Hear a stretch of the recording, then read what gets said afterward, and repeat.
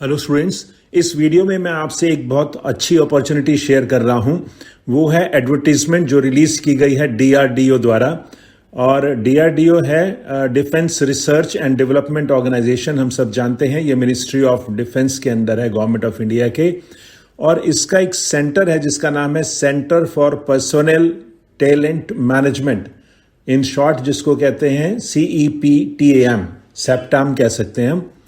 उन्होंने ये एडवर्टीजमेंट निकाली है जिसका नंबर आप देख रहे हैं स्क्रीन पर।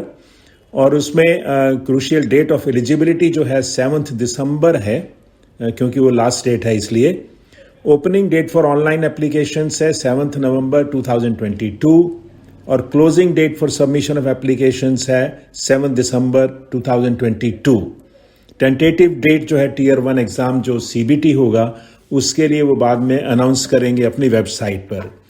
और डीआरडीओ के बारे में शॉर्टली मैं बता दूं, इसमें ये लिखा हुआ है कि DRDO is working under ministry of defence, government of India and responsible for research and development of state of the art battle fields systems required by Nations forces with army, navy and air force. उसके बाद इसकी 60 laboratories हैं, laboratories कह सकते हैं या establishments या units जो थ्रू आउट द कंट्री हैं, और उसके लिए उन्होंने एप्लीकेशंस इनवाइट की हैं। इसमें आप उसका देख रहे हैं, वेबसाइट एड्रेस दिया हुआ है। और हम फर्दर डिटेल्स देखते हैं। अब ये सेक्शन 1 है जिसमें उन्होंने एसेंशियल क्वालिफिकेशन रिक्वायरमेंट दी है या अदर एसेंशियल रिक्वायरमेंट दी हैं। Candidates must have acquired the EQR as on the crucial date of eligibility and other essential requirement for the post wherever applicable before applying. Those awaiting results of the final examination as on crucial date of eligibility for the prescribed qualification are not eligible and hence should not apply. कोई qualification अगर पूरी नहीं कर रहा आज की date में तो वो अप्लाई नहीं करे। उसके बाद सबसे पहले हम देखते हैं पे level 6 as per 7th CPC। और जो पोस्ट है जूनियर ट्रांसलेशन ऑफिसर की है, पोस्ट कोड दिया हुआ 301 और एसेंशियल रिक्वायरमेंट्स उसके सामने दी हुई हैं। इसको मैं डिटेल में नहीं पढ़ रहा, जो कैंडिडेट्स एलिजिबल हो इसके लिए इसको पढ़ सकते हैं। सिर्फ एक मैं फर्स्ट रिक्वायरमेंट पढ़ देता हूं। Masters degree of a recognised university in English /Hindi with English/Hindi as compulsory elective subject at the degree level। जिसने ग्रेजुएशन अगर इंग्लिश में किया है तो उसका हिंदी सब्जेक्ट होना चाहिए, और हिंदी में किया है तो उसका इंग्लिश सब्जेक्ट होना चाहिए। एक एज नॉट एक्सीडिंग 30 ईयर्स है। ग्रुप बी में वैकेंसी है पे लेवल 6 में। अब हम नेक्स्ट देखते हैं post code number 0401, 401 number, stenographer grade 1, English typing लिखा है इसमें। इसका मतलब स्टेनोग्राफी भी इंग्लिश में ही चाहिए होगी। तो स्टेनोग्राफी अगर हम कहें स्टेनोग्राफर ग्रेड 1 तो लेवल 6 है। लेवल 6 हम कह सकते हैं ग्रेड C जो है उसके बराबर है, और ये ग्रुप बी में है वैकेंसी। इसकी रिक्वायरमेंट है bachelor's degree of a recognised university, और स्किल नॉर्म्स जो हैं वो हैं dictation 10 minutes at the rate of 800 words per minute. Transcription time is 40 minutes in English only on computer, और age is not exceeding 30 years, group B में है। और आप कह सकते हैं कि जो ग्रेड C होता है SSC का, ऑलमोस्ट स्किल टेस्ट सेम होगा, और इसमें जो क्वालिफिकेशन है इसमें ग्रेजुएशन है इंस्टेड ऑफ 12th। तो it's a very good opportunity for people who meet the requirements and who have very good speed of I would say stenography also. Level 6 is a very good level. उसके बाद देखिए पे level 4 में stenographer grade D जो होते हैं उसके बराबर है, जिसका पे स्केल है 25,500। पोस्ट कोड है 0501 और पोस्ट का नाम है स्टेनोग्राफर ग्रेड 2। इसमें भी इंग्लिश टाइपिंग है। तो इसका ये देख लीजिए, जो वैकेंसीज हैं दोनों इंग्लिश टाइपिंग की है। और English typing when we say it is English stenography also. इसमें रिक्वायरमेंट जो है 12th class pass from recognised board और यूनिवर्सिटी। स्किल टेस्ट नॉर्म्स हैं dictation 10 minutes at the rate of 80 words per minute. Transcription time 50 minutes only on computers, क्योंकि हिंदी का है नहीं, हिंदी का टाइम भी नहीं लिखा हुआ। Age requirement is 18 to 27 years. It is in group C. तो ये ऑल सिमिलर है grade D stenographer of SSC 12th plus 80 words per minute. तो बहुत अच्छी अपॉर्चुनिटी है। अब हम इसकी और डिटेल्स देखेंगे। इसके बाद देखिए पे लेवल 2 जो क्लरिकल है उसके बराबर है।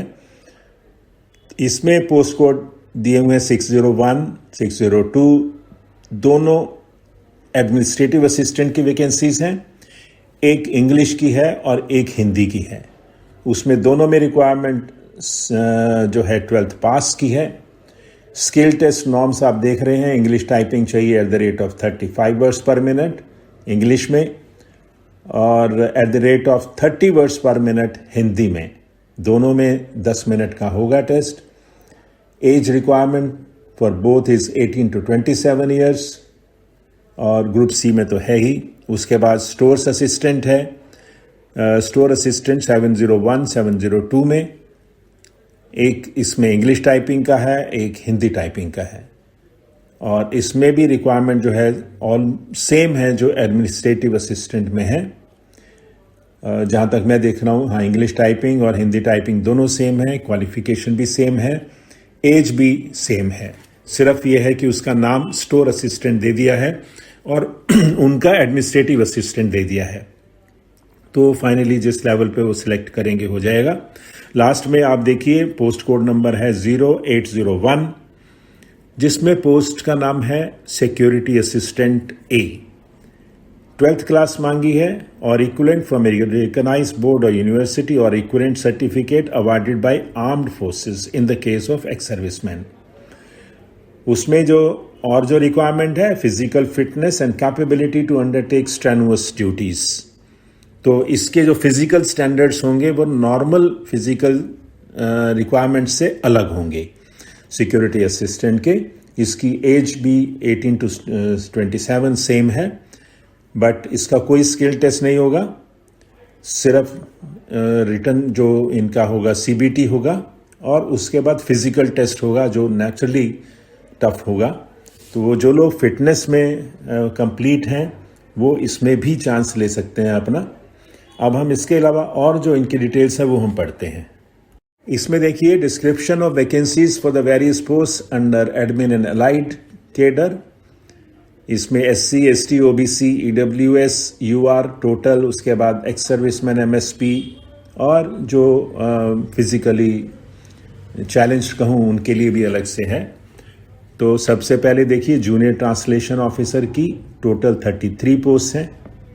स्टेनोग्राफर ग्रेड 1 की जो लेवल 6 है उसकी देखिए 215 वैकेंसीज हैं total. Is a huge number, जिसमें SC 13, ST 4, OBC 40, EWS 12, UR 146 vacancies. और एक चीज और स्पेशली मैं सबसे ये कहूंगा, this is for English people, mind it. People who have good speed have a great opportunity here, क्योंकि हिंदी वाले नहीं होंगे। टोटल वैकेंसीज इंग्लिश वालों की हैं। उसके बाद 501 स्टेनोग्राफर ग्रेड 2 इंग्लिश टाइपिंग। इसमें 123 वैकेंसीज हैं total. SC 6, OBC 16, 1 EWS, 100 vacancies of UR. Then comes administrative assistant जो क्लरिकल पोस्ट होती हैं, एडमिनिस्ट्रेटिव ही बोलते हैं उसको।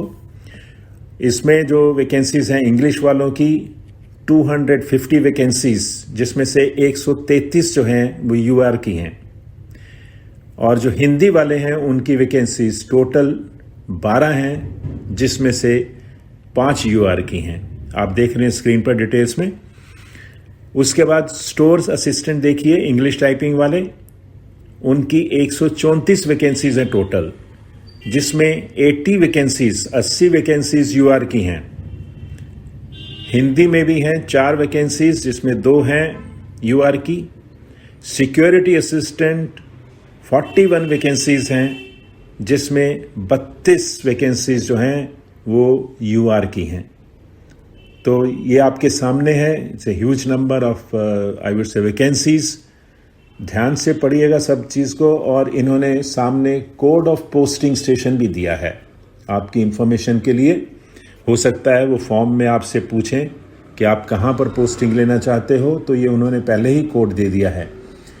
तो आप जो प्लेस है उस हिसाब से अगर प्रेफरेंस मांगे तो आप यहाँ से कोड देख के, नेक्स्ट पेजेस में उन्होंने बताया है कि ये कोड किस किस के लिए हैं, और आप ऑप्ट कर सकते हैं जो भी आप स्टेशन लेना चाहें, उसमें जो भी प्रेफरेंस होगी। इसके बाद नंबर ऑफ वैकेंसीज जो हैं दोज कैन बी इंक्रीज और decrease depending upon organisation requirement.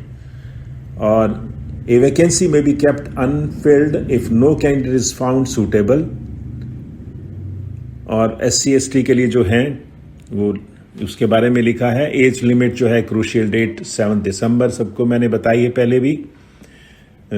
और उसके बाद देखिए पर्सन्स विद बेंचमार्क डिसेबिलिटी, उनके लिए भी जो लिखा है कि कौन कौन एलिजिबल हैं उसमें। उसके बाद नेक्स्ट इंपॉर्टेंट है कोड ऑफ पोस्टिंग स्टेशन। ये सब A1 A2 देख लीजिए, अल्फ़ाबेटिकली लग रहे हैं मुझे, उसमें करके लिखा है उन्होंने जो आप ऑप्ट करना चाहें।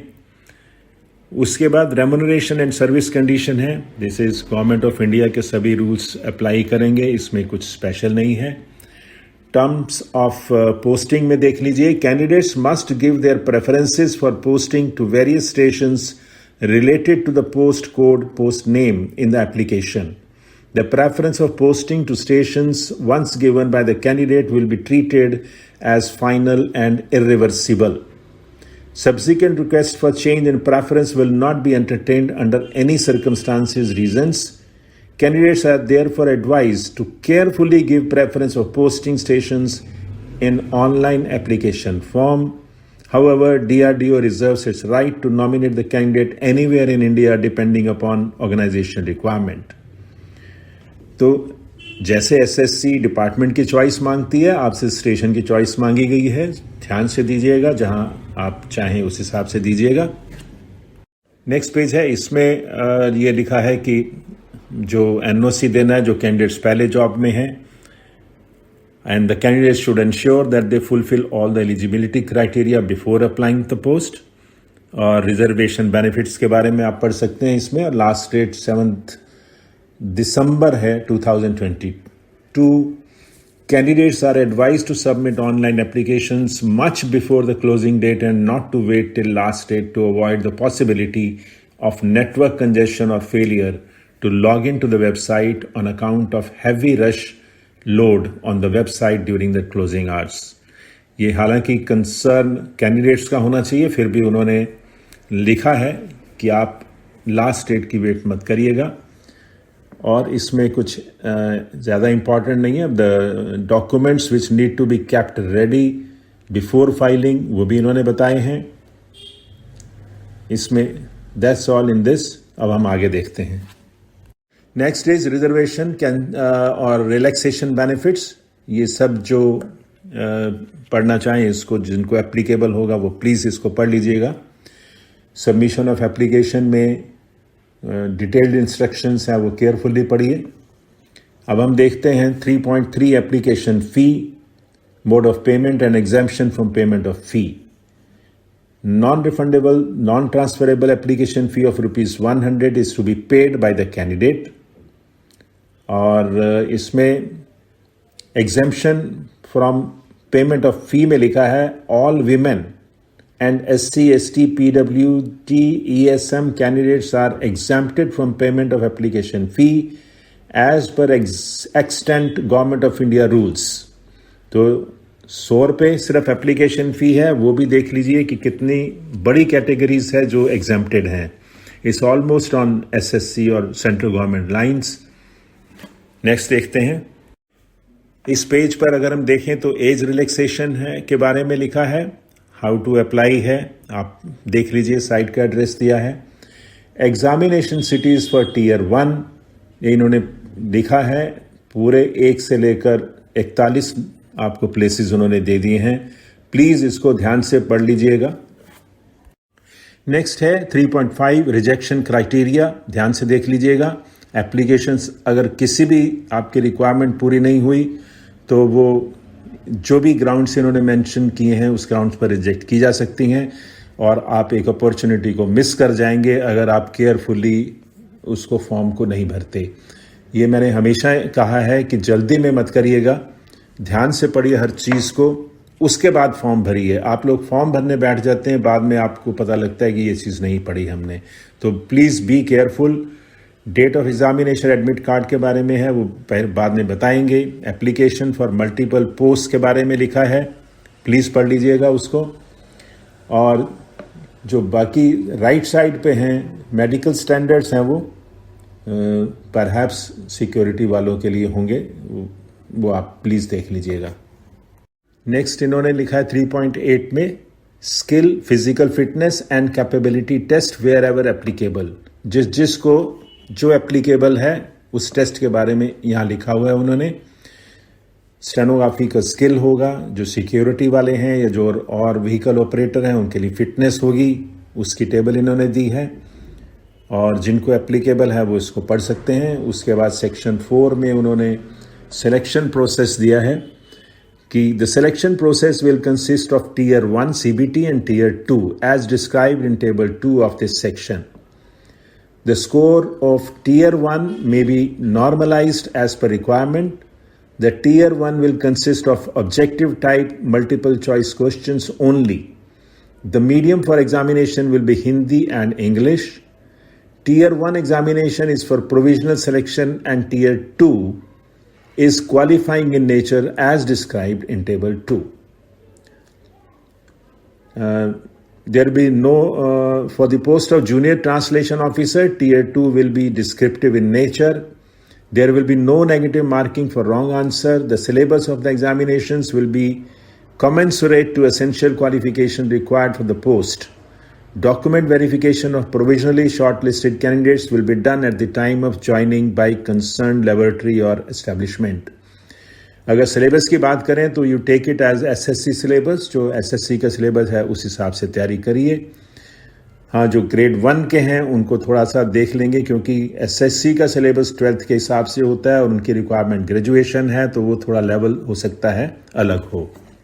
इसमें टेबल 2 में क्लियरली लिखा है CBT provisional selection, post code दिए हैं, उसके बाद स्कोप ऑफ एग्जामिनेशन दिया है, मैक्सिमम मार्क्स कितने होंगे, ड्यूरेशन ऑफ एग्ज़ाम कितनी होगी, फिर स्किल के बारे में लिखा है। ये सब आप प्लीज़ डिटेल में पढ़ लीजिएगा।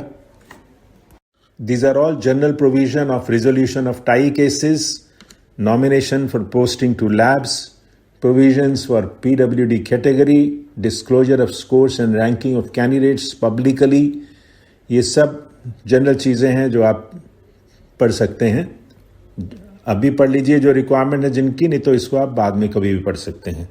ये सेक्शन 5 है, इंपॉर्टेंट इंस्ट्रक्शंस फॉर कैंडिडेट्स। इसको पढ़ना बहुत ज़रूरी है हर कैंडिडेट के लिए जो अप्लाई करने जा रहा है।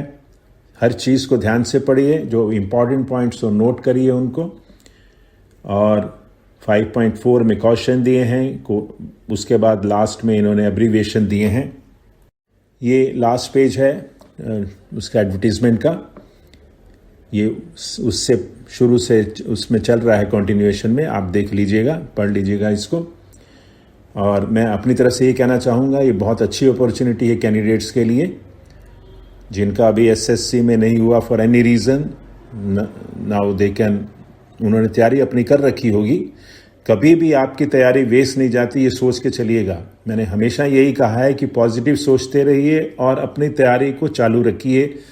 जितना आप अपने आप को पॉजिटिव सोच के करते रहेंगे, अपॉर्चुनिटीज़ आती रहती हैं। और ये होता है, हम सोचते हैं कि हमने बीच में क्यों रुक गए, ऐसा नहीं होना चाहिए। थोड़ा मैच्योर होकर हमने सोचना है कि पॉजिटिवली करेंगे और अपनी रफ्तार को बनाए रखेंगे। तो इस एडवर्टीजमेंट का लिंक मैं दे रहा हूँ डिस्क्रिप्शन में, आप वहाँ से डाउनलोड कर सकते हैं या पढ़ सकते हैं। इस वीडियो को शेयर करिए अपने फ्रेंड्स में, क्योंकि वैकेंसीज बहुत ज़्यादा हैं। और अगर आप ने इस चैनल को सब्सक्राइब नहीं किया तो प्लीज़ सब्सक्राइब कीजिएगा। That's all, thank you.